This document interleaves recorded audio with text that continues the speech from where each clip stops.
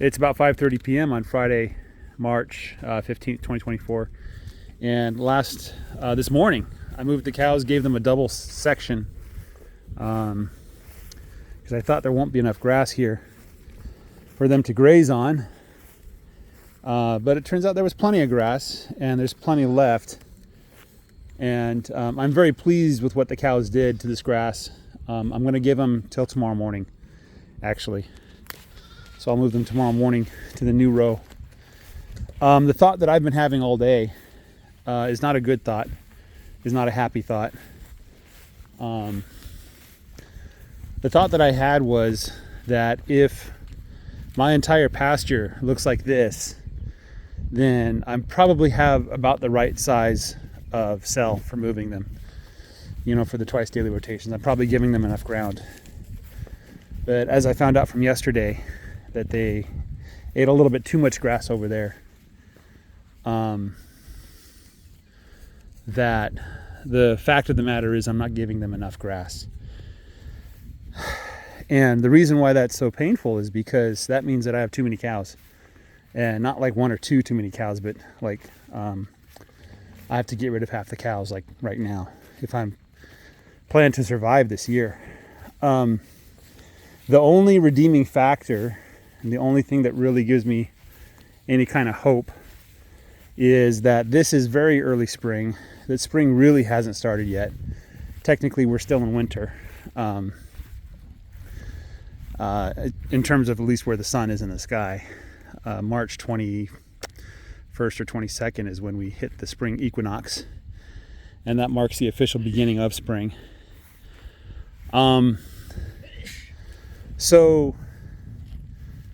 If this were the full extent of the grass growth that I can expect in spring of 2024, then yes, I should be depressed right now. And I should get rid of half of my cows almost immediately. But I think that this is not even close to what I'm going to be seeing very shortly. This is just the prelude. This is the opening act. This is scene one.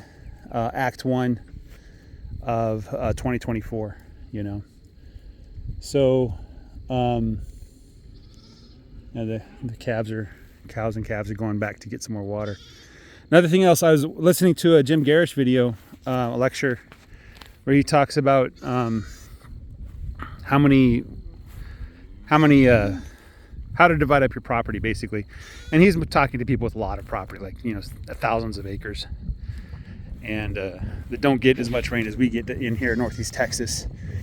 And so one of the rules of thumb that he came up with was like, hey, take the number of inches of rain you get in a year, divide that by 12, and that's the number of times you rotate.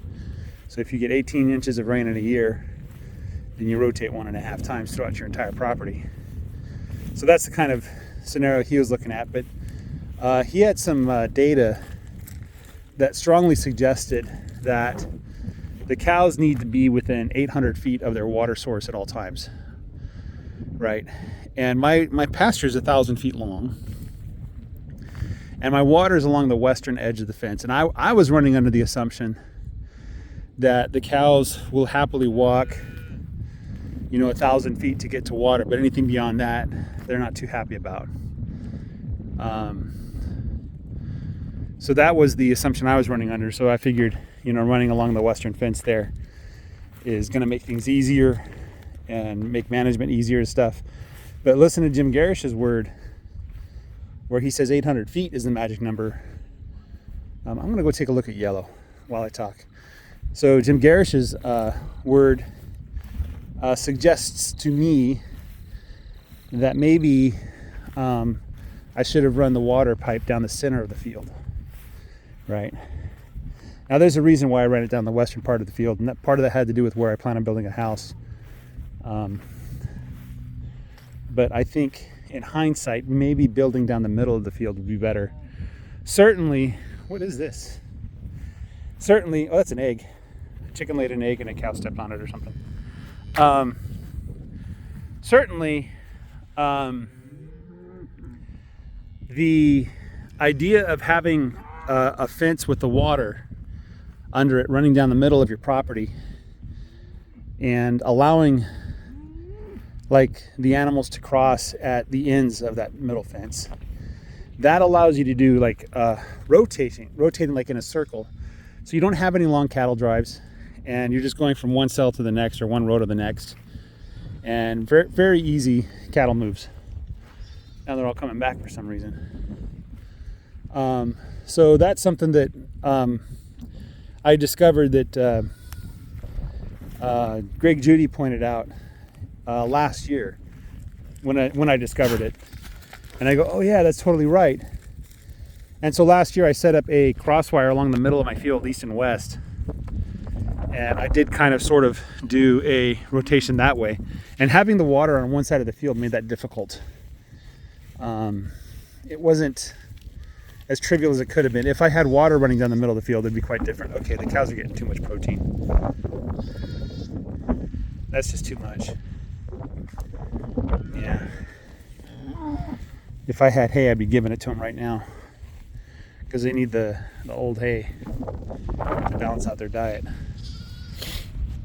Anyway, so that's kind of what I was thinking about too, is if I had a big long pipeline, half-mile long, running north-south with a fence, that I can connect to, permanent fencing, high tensile wire using the T-posts, the timeless fence system, that kind of thing, with water, I think that would be ideal. And I might end up doing that eventually.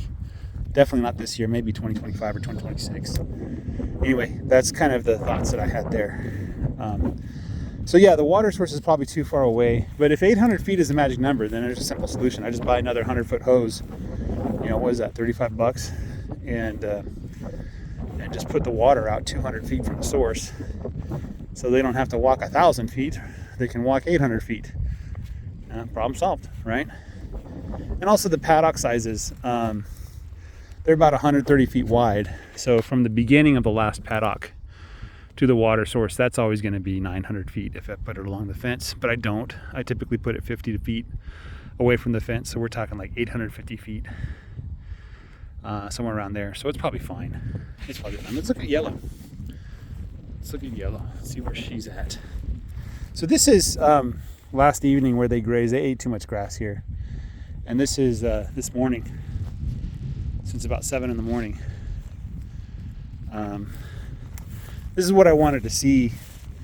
They can eat a little more before I move them, but this is basically what I want it to look like when they're done. Just imagine the parts where they did eat everywhere, and none of the grass that they didn't eat. That's what I wanted to see. So this is yellow. The bag is even getting bigger than it was last time I checked. The rear end's even more swollen.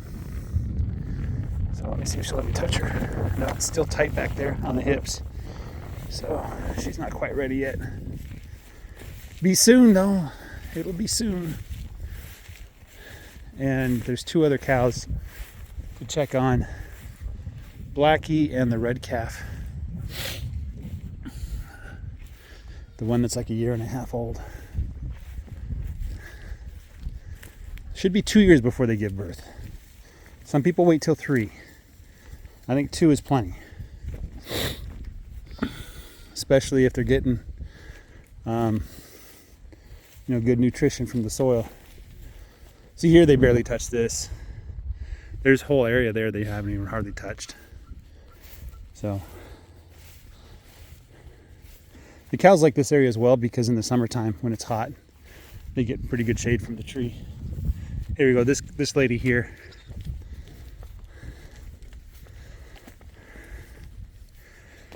Yeah. She's probably 2 weeks away. Well, told my wife, I says, I'm looking to reduce the herd size anyway. So, yeah, so if this were the rate of growth, if this were the growth that I could expect for spring, then I have all the right in the world to be depressed right now, because the rest of my pasture does not look like this. But since that is not the case, that this is just the really early beginnings of spring, that it's going to get a lot better. It's going to get crazy. You guys will see. By the middle of April, it's going to be grass everywhere, and I could run the cattle through the fields as fast as I want. It doesn't matter. They can't eat enough grass. And I'll be saying like, oh, I should probably buy 4 times as many cows. Even then, that wouldn't be enough. And then when we have a little lull between spring and summer, and then once summer grass really starts growing, there again, you know, the summer grass, it doesn't get very tall. At least it hasn't in the past. But there's plenty of forage. It's very dense forage, you know. And the cows just really do well on the summer grass. And I've never, like in the summertime, I've never really felt like the grass wasn't growing fast enough. Aside from once drought really starts affecting everything, or the heat or something like that. But even last year, I had the goat weed covering the grass, and the grass it did fine. It did great. I told many times in the videos where I said, if you just got rid of the goat weed and left everything else alone, my field would be fantastic, you know. And I think it's because of the goat weed that the grass grew so well last year, in the summer grass. And the summer grass, it starts growing, and it just doesn't stop. It just keeps growing all the way until October. And then by the time October runs around, then we start to get some of the cool season grasses again. And then everything kind of shuts down late November, mid-December. And then we're just watching the grass look at us. Some of the grass will be green and not doing anything until March. And then like this year, March 1st, it's like something clicked, and all of a sudden the grass decided to start growing. And there's a couple days I came out here after March 1st where I could swear that the grass had grown half an inch since I last saw it.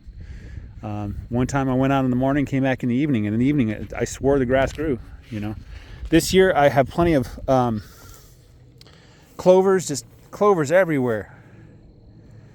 And, you know, hairy vetch, that's what this stuff is, hairy vetch. I'm hoping to get some of the native grasses back. I should let you guys know as well, these little broadleaf weeds, the cows destroy this stuff. It doesn't stand a chance. 2 years ago, I think about April or May, I had dock standing 4 feet tall in my pasture. It was over there by the tree.